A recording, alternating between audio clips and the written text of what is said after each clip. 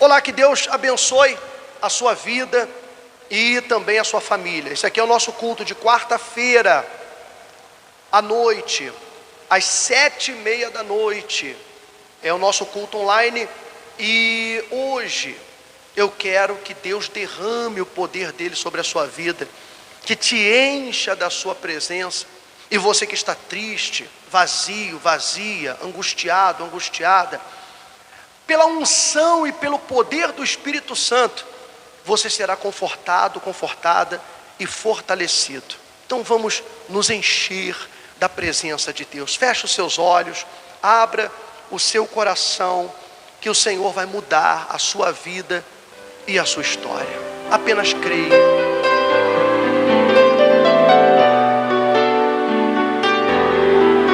Deixa Deus te envolver, põe a mão no seu coração, feche os seus olhos e cante. Renova-me, Senhor Jesus. Já não quero ser igual. Peça para Ele renovar a sua fé. Senhor Jesus, põe em mim teu coração, põe em mim teu coração. Isso, porque tudo que há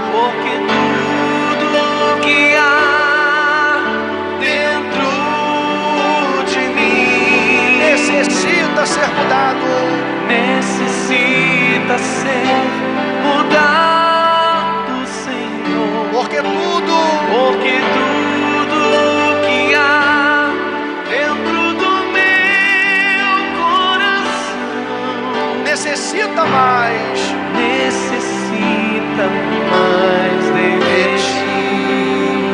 Ó nosso Deus e nosso Pai,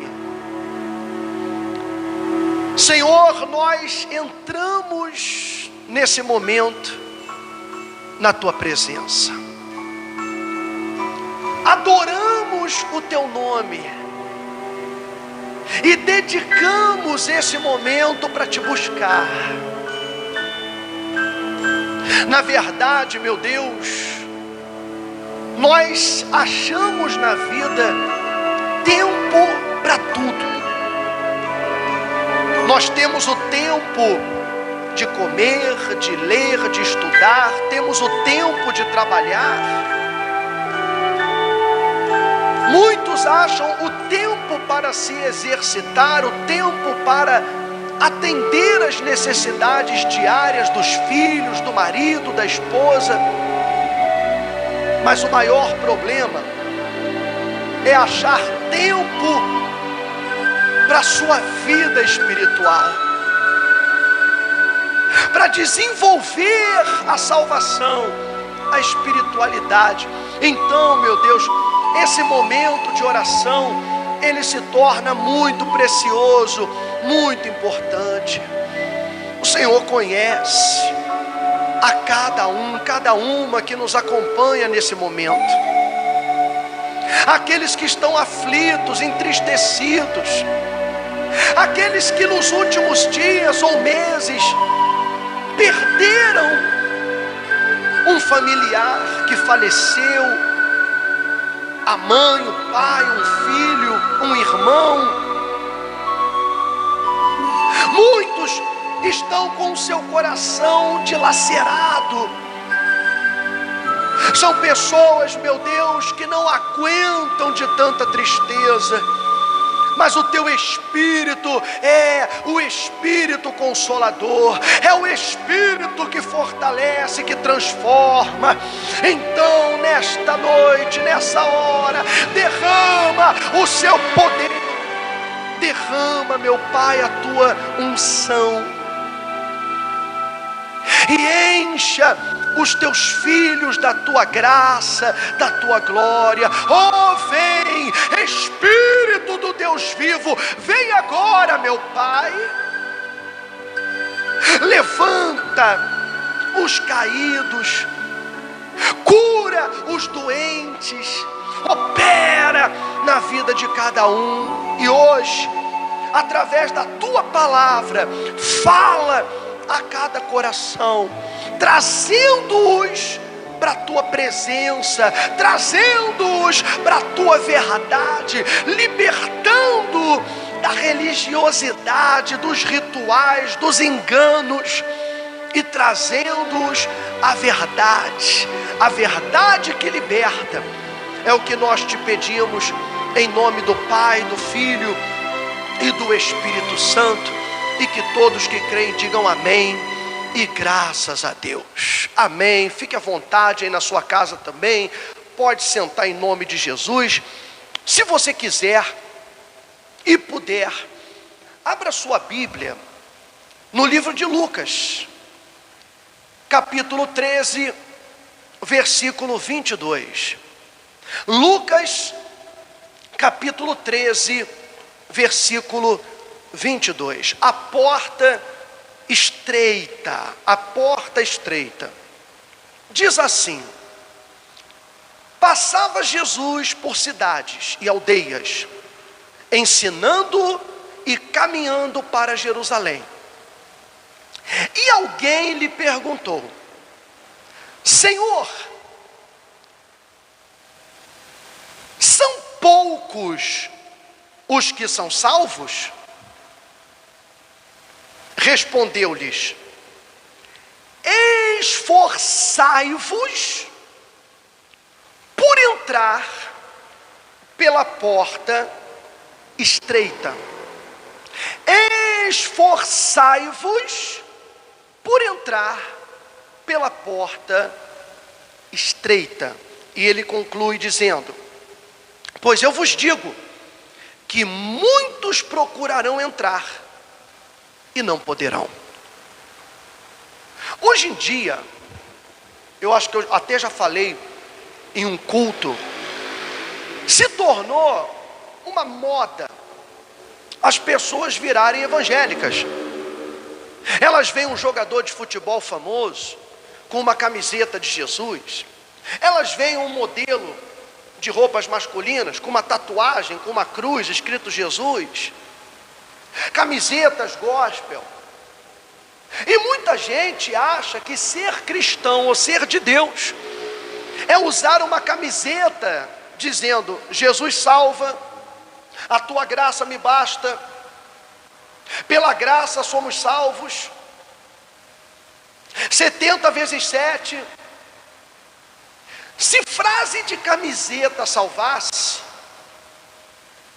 muita gente já estaria salva. Porque a maneira como o evangelho tem sido levado hoje em dia em muitos lugares é um evangelho fácil, um evangelho onde a pessoa não precisa se preocupar com o caráter, nem com a sua justiça, com a sua idoneidade, em que a pessoa ela pode pular a cerca se ela for casada, mas depois o importante é voltar. O importante é voltar. Olha, você pode até pular a cerca, mas depois tu volta para o aprisco. Só que esses pseudo-evangélicos, o que eles não ensinam é que todos os erros e todos os pecados trazem consequências. Qualquer pecado que uma pessoa cometa, qualquer erro, seja ela crente ou descrente, produz fruto. E talvez esses frutos não venham a curto prazo, eles venham em longo prazo. Há muitas pessoas que hoje estão colhendo o fruto de um pecado que cometeu há 10 anos atrás. E naquele tempo ela disse: não, Jesus já me perdoou, eu pulei a cerca, mas eu voltei, e agora eu estou bem com Jesus. Sim, Jesus te perdoou, sim. Você voltou para o aprisco, amém, graças a Deus, maravilhoso. Mas isso não significa que as consequências daquele pecado ficarão perdidas. Quando Davi pecou com Batseba, Davi era um homem casado, ele poderia ter quantas esposas ele quisesse, a lei permitia isso. Mas Batseba era uma mulher casada com um dos oficiais do exército de Davi. Davi quis a mulher, deitou-se com ela, adulterou com ela, a mulher engravidou. Davi mandou matar o esposo dessa mulher, como se não bastasse o adultério, mandou matar o marido. E depois de morto o esposo, Davi toma essa mulher, supostamente viúva, como sua esposa. Aos olhos de todos, aquilo ali ficou oculto. Aparentemente ninguém sabia, mas Deus viu tudo. Não só Deus viu, os filhos de Davi viram. Os seus servos mais próximos, ou você acha que a mulher entrou no palácio sem ser notada? Os servos mais próximos viram o mau exemplo, o mau testemunho de Davi. Por mais que ele se corrigisse com Deus, que foi o que aconteceu, ele se corrigiu, pediu perdão. O filho dessa mulher nasceu e em 7 dias a criança morreu. Mas você acha que esse foi a única consequência do pecado de Davi? Não. Os filhos de Davi cresceram e guardaram o exemplo que seu pai lhes deu. E o que aconteceu? Um dos filhos estuprou a irmã. O outro filho, para tomar vingança pela irmã que foi abusada, matou o irmão, o autor do abuso. Olha toda a desgraça que aconteceu na família, como consequência a longo prazo de um pecado, de um mau exemplo. Essas coisas não são levadas, não são trazidas à luz quando fala-se de pecado. Quando dizem, não, se você pecar, Jesus te perdoa. Claro que perdoa, mas tem consequência. Tudo, as nossas ações, as nossas atitudes, elas ecoam com o tempo. Qual é o problema do pecado? É a hora da colheita. Porque muitas vezes, quando a colheita vem, a pessoa nem lembra do pecado que cometeu há 10 anos atrás. Quando vem a consequência, ela já tinha esquecido do que tinha feito. Mas a colheita vem. E muitas vezes a situação é tão agressiva, é tão forte, que muitos não resistem, não conseguem permanecer de pé diante de Deus. Muitas pessoas se perdem. A família se perde, o casamento se desfaz, os filhos se perdem, como consequência de um pecado. E a pessoa pode até perder a sua salvação por não aguentar a tristeza, por não aguentar a dor de tudo que acontece. Ela pode não ter naquele momento estrutura para suportar. Tudo como consequência do pecado. Então a mensagem do Evangelho é: esforçai-vos. Ninguém entra no céu caindo por acaso, de paraquedas, achando, não, fui salvo. Não. A salvação, ela é consequência de um esforço. Por isso que o Senhor Jesus usou o termo porta estreita, porta apertada. Não é todo mundo que vai passar por ela, vai ter que se esforçar, se espremer para passar pela porta estreita. Vai ter que deixar muita coisa de fora que não vai passar com você. Para passar pela porta estreita, a pessoa vai ter que cortar, como por exemplo, a pessoa quer emagrecer, então ela vai ter que cortar um monte de coisa, né, André? Tem que cortar várias coisas. André sabe mais do que eu, ela entende mais do que o negócio de dieta. Mas o fato é que a pessoa muda totalmente o seu modo de se alimentar. Ela descobre muitos alimentos que fazem mal para a sua saúde, que causam doença e muitos males. Então o que ela faz?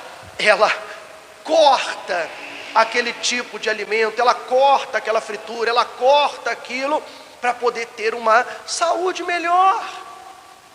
A mesma coisa, meu querido, minha querida, acontece quando você quer passar pela porta estreita. Olha, é apertadinho, então a pessoa vai ter que espiritualmente emagrecer, ou seja, espiritualmente ela vai ter que deixar o adultério, a prostituição, a mentira, a desonestidade, a infidelidade. Ela vai ter que abandonar os maus hábitos, os vícios, os maus costumes. E isso não acontece do dia para a noite. Isso requer um esforço.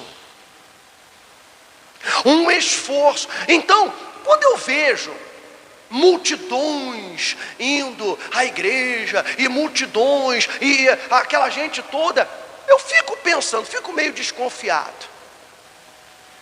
Por quê? O evangelho requer esforço. E nem todo mundo quer pagar o preço pela salvação, nem todo mundo quer se esforçar, nem todo mundo quer deixar os seus erros, os seus hábitos.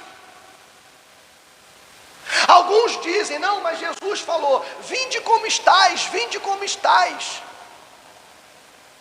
Sim, vinde como estais, mas não fique como está. Lembra da história da mulher que foi pega em flagrante adultério? Que os sacerdotes levaram essa mulher arrancando do cabelo e puxaram e jogaram essa mulher aos pés de Jesus. E disseram, olha, essa mulher foi pega em pecado. E a lei de Moisés diz que essa mulher tem que ser apedrejada até a morte. E o Senhor Jesus, abaixado, desenhava na areia.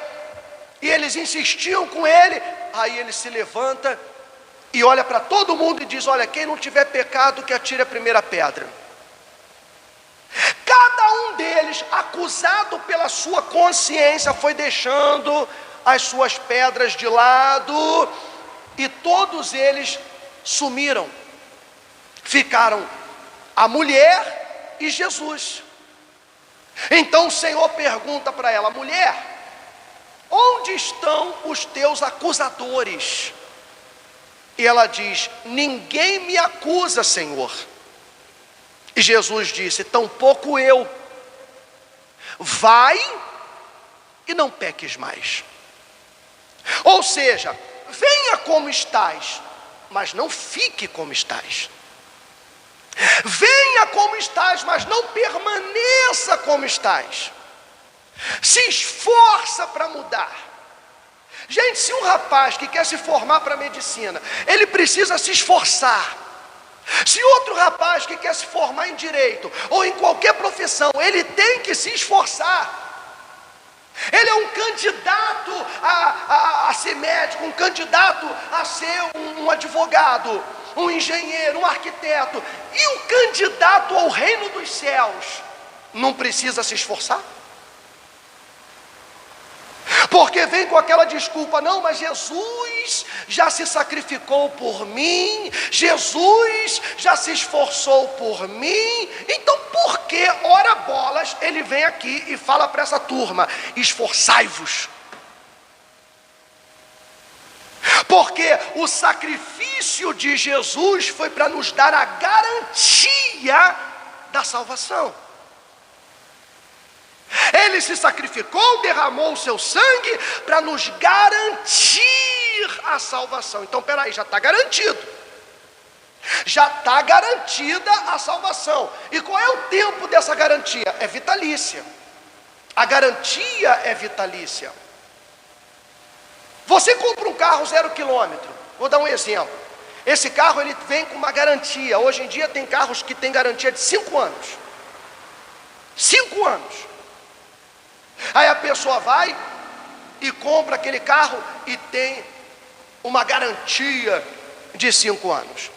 Mas para essa garantia continuar valendo, ela tem que seguir o manual, ela tem que fazer a manutenção na concessionária, ela não pode trocar nenhum item do carro, não pode trocar o rádio, não pode, tudo tem que ser feito na concessionária, senão ela perde a garantia. Deus é o autor da vida, o autor da salvação. Ele é o autor. Não adianta pensar assim: não, eu faço tudo errado, mas eu vou para o céu igual. Não!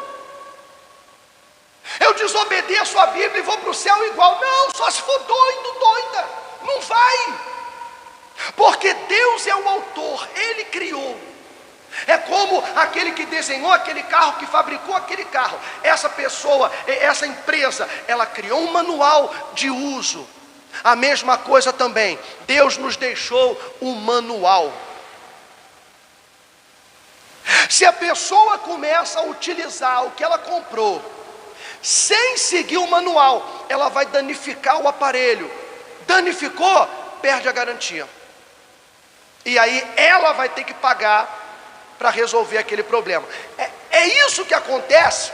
Por exemplo, o Moisés, lá no deserto, ele subiu no monte e Deus esculpiu com o seu dedo as tábuas da lei.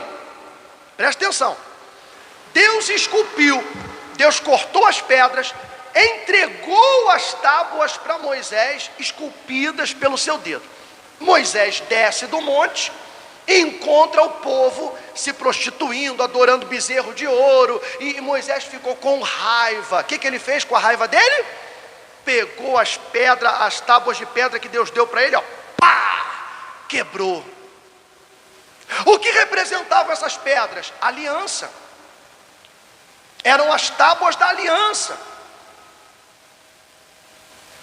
Ele naquele momento, por raiva, indignação, ele quebrou a aliança. Logo depois, Deus chama Moisés de novo no monte e diz para ele assim: olha, agora você pega aí a picareta e corta a pedra você mesmo, porque agora eu vou ditar e você vai fazer.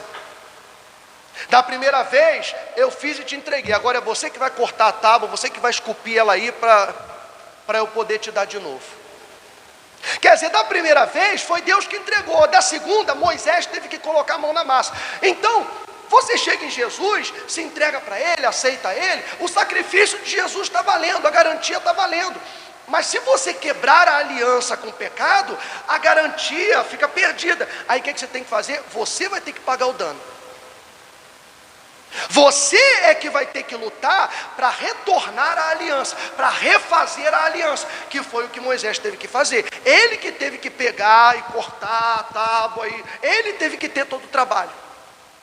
Porque agora, como ele quebrou, ele é que tinha que consertar. Somos nós que temos que consertar a nossa relação com Deus. Você está entendendo? Você que já foi um pastor, já foi uma pastora, já foi um diácono, um presbítero, um sacerdote, um pastor, um bispo, um oficial da igreja, um obreiro, e por algum motivo você se desviou, foi a mesma coisa. Eu fiquei com raiva do pastor, fiquei com raiva da fulana, fiquei com raiva da beltrana. Aí o que você fez? Quebrou a aliança. Não dá para seguir tudo igual. Você vai ter que se esforçar para refazer isso aí. E quando nós chegamos diante de Deus também, nós chegamos cheios de hábitos e costumes. E a maioria desses hábitos que temos são maus hábitos, são maus costumes.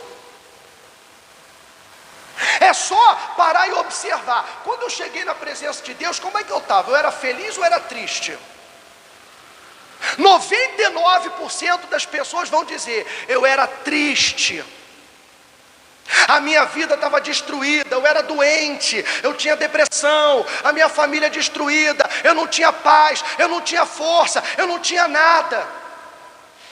Por quê? Por quê? Porque as nossas escolhas na vida, aquilo que nós fazemos, as nossas decisões, e não apenas o que nós fazemos, mas aquilo que nós permitimos que sejam feitas conosco, ecoam ao longo da vida.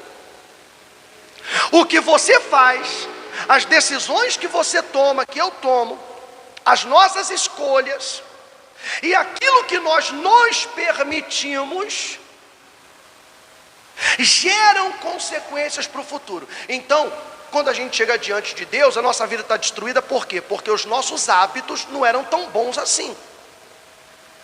É porque nós não éramos pessoas tão virtuosas como nós pensávamos. Não éramos pessoas tão boas, de bons costumes como a gente pensava. Então agora a gente chega diante dele acostumado a servir a Deus de uma forma. Chegamos acostumados a missas, a rituais religiosos, a tradições religiosas. Chegamos acostumados. E um costume, esse costume não foi construído em 1 ano, 2 anos, não, foi construído ao longo de toda a vida. De toda a vida, a forma de agir, a forma de falar, a forma de olhar, a forma de pensar, tudo isso é uma construção desde a tua infância. Como é que você muda isso? Sem esforço é impossível. Sem esforço é impossível. Tem que haver um esforço. Primeiro passo, você reconhece que as suas atitudes não foram boas, e por conta delas as coisas estão dando errado. As escolhas, olha, eu fiz aquela escolha, eu achei naquele tempo que era a melhor, mas hoje eu entendo que não era. Mas naquele tempo, com a informação que eu tinha disponível, eu achava que aquilo era correto. Eu entendo isso. E Deus também entende. Mas no momento em que você reconhece e diz, não, hoje eu reconheço que aquela escolha que eu fiz não foi a melhor. Esse reconhecimento faz você aprender. E quando você aprende, se arrepende. Se arrepender é você não voltar mais a fazer aquilo. E isso é resultado de reconhecer e aprender. Eu falei aqui num vídeo anterior meu, que quando era pequeno, tinha 3 anos, 4 anos, eu coloquei o dedo na tomada. Curioso, coloquei o dedo na tomada. Tomei um choque, mas um choque tão grande, que desde os meus 3 anos, agora eu vou fazer 46, nunca mais eu cheguei perto da tomada para colocar o dedo. Nem tomada, nem fio desencapado. Por quê? Por quê? Porque eu aprendi. A mesma coisa você que já se machucou, já se furou, você que já se queimou, você aprendeu e não voltou a fazer aquilo, é ou não é? Então, o pecado é assim.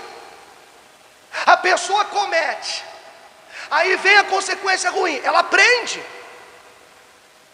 Claro que tem gente que não aprende e continua repetindo sempre as mesmas coisas, achando que dessa vez vai dar certo.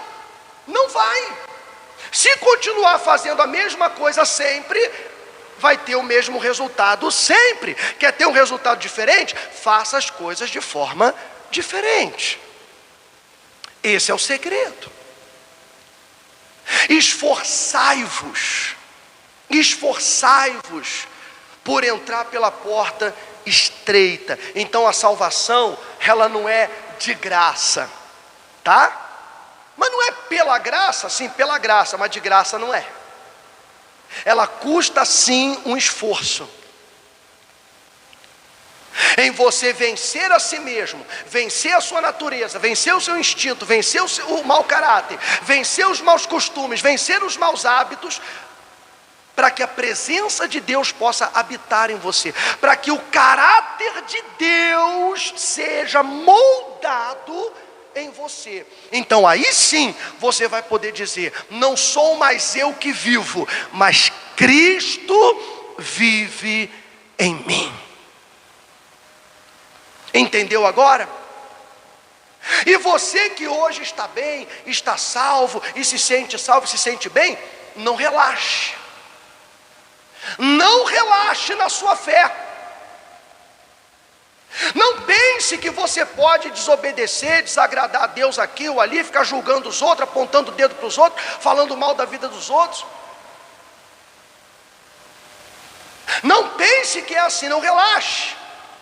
Porque no versículo 30, Jesus falou: contudo, há últimos que virão a ser primeiros, e primeiros que serão últimos. Então, se você acha que hoje é o primeiro, não, eu cheguei primeiro na igreja, eu conheço a Deus há 10 anos, eu sou do evangelho desde que eu nasci, a minha vida inteira, não sei o que, você aparentemente é o primeiro.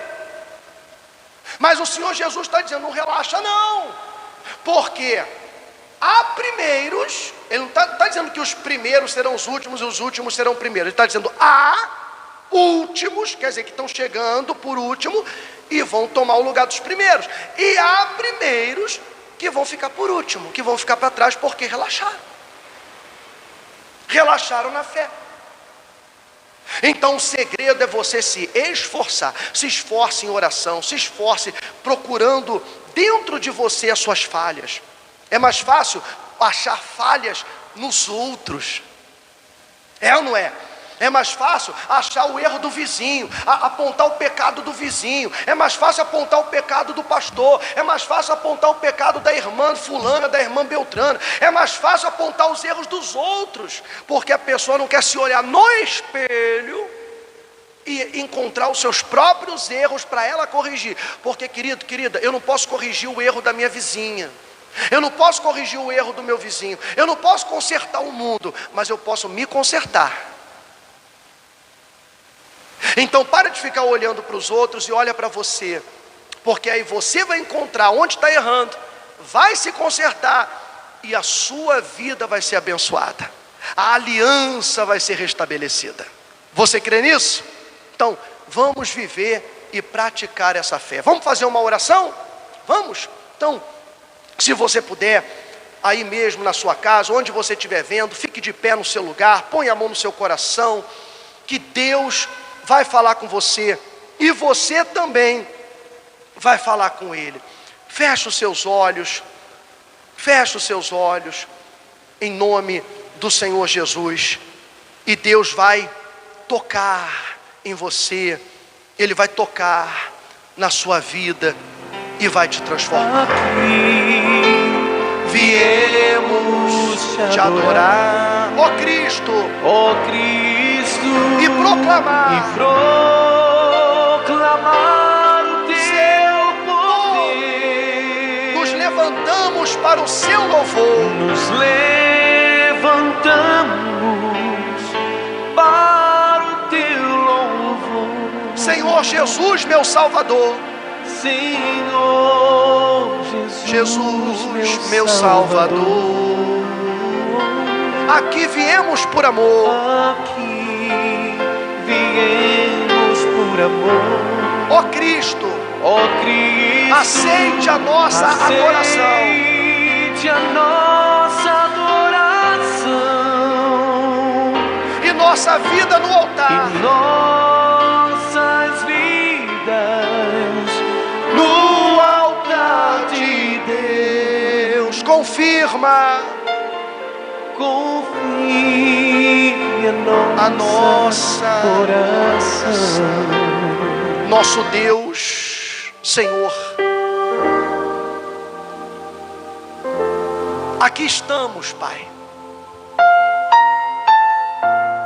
reconhecendo a nossa insignificância, a nossa pequenez, e o quão necessitados somos da Tua graça. Eu oro por aqueles que falharam, por aqueles que em algum momento da sua jornada cristã pecaram, se afastaram.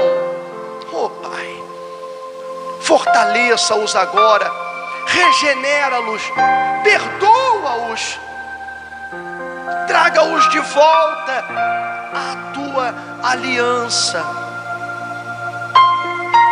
Derrama o Teu Espírito sobre eles, Senhor.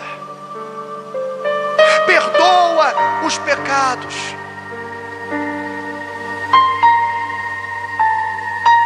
Hoje o Senhor nos ensinou que a salvação é resultado de um esforço. não é apenas ir ao culto, não é apenas usar uma camiseta cristã, uma camiseta evangélica, não é apenas seguir rituais, não, é lutar contra tudo aquilo que há dentro de nós que não te agrada, para que o Senhor possa nos moldar como o Senhor quiser. Aleluia. Oh meu Deus, bendito é o teu nome, louvado e exaltado. Eu peço que nesse momento cada pessoa seja fortalecida, abraçada pelo Senhor. Diga agora onde você estiver: Senhor, me perdoa. Senhor, me perdoa, porque eu quero ser uma nova criatura. Diga isso para Ele: me perdoa, eu quero ser uma nova criatura. Fala para Ele: Senhor, eu te recebo como meu Salvador, eu te aceito como meu Senhor, como meu Deus. Entregue sua vida para Ele. Fala: Senhor, eu entrego a Ti a minha vida, eu entrego a Ti meus pensamentos, meu coração, e a partir de hoje a minha vida será para Te agradar em todos os momentos, em nome do Pai, do Filho e do Espírito Santo. E você que crê, diga amém e graças a Deus. Creia no poder do Deus vivo, poder transformador.